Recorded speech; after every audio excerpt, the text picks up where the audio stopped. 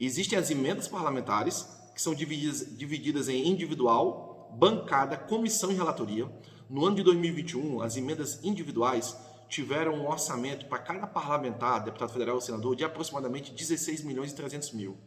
Desde 2014, após a criação do orçamento impositivo, a metade desse orçamento tem que ir para a saúde, ou seja, 8 milhões e 150 mil aproximadamente. Cada parlamentar esse ano, deputado federal e senador, teve que destinar a algo voltado à saúde. E a outra metade ele pode destinar a qualquer tipo de setor. Só que fora isso, os parlamentares também têm as emendas de bancada, que são recursos destinados às bancadas de cada estado. Cada estado esse ano de 2021 recebeu aproximadamente a sua bancada 250 milhões de reais. Algumas bancadas, inclusive, fizeram o rateio desse valor entre os parlamentares. Então, se o seu estado tem uma bancada de 10 parlamentares, por exemplo, o recurso foi 250 milhões, a cada parlamentar coube destinar 25 milhões. A quem? A entes públicos e privados.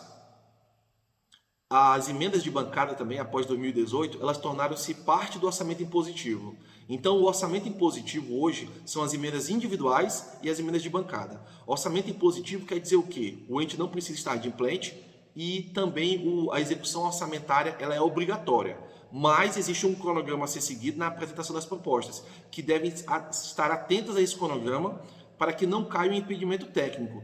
E a proposta, como eu disse, ela é disponibilizada, mas não tem garantia de aprovação. E mesmo que o ente tenha uma indicação de emenda individual ou de bancada e não apresente uma proposta conforme as diretrizes, normas e portarias ministeriais, ele cai no impedimento técnico e aquela emenda que é do orçamento impositivo vai ser cancelada. Porque um dos motivos do cancelamento, na verdade, é o impedimento técnico.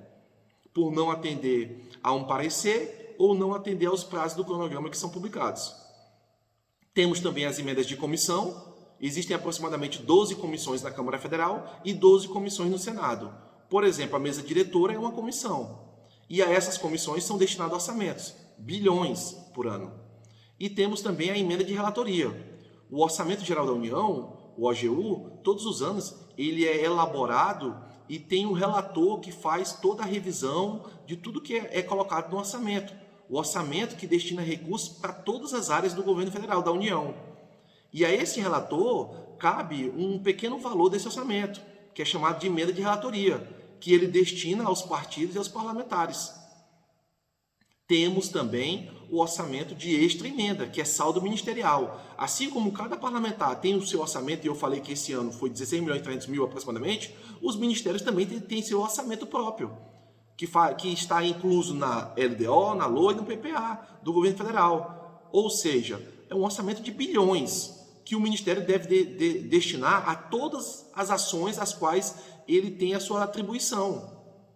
Ele tem a sua obrigação de destinar diversas ações, inclusive ações voltadas aos entes públicos municipais, estaduais e às ONGs. E a esse orçamento chamamos de extra-emenda. Nesse estudo de caso específico que eu estou falando, o orçamento veio de extra-emenda. Um recurso destinado através de extra-emenda com o apoio de um parlamentar. Ou seja, para que eu tenha acesso ao orçamento de extra-emenda, eu preciso de um apoio de um parlamentar. Para que eu tenha acesso às emendas, eu também preciso de um apoio do parlamentar. Veja a importância que é um deputado federal e um senador. Ano que vem é a eleição para os parlamentares, para deputados federais e senadores. Veja a importância que o seu voto tem. Então, continuando. Então, o conveniente aqui, que foi quem pleiteou essa captação de recursos, foi a Fundação Municipal de Ação Cultural.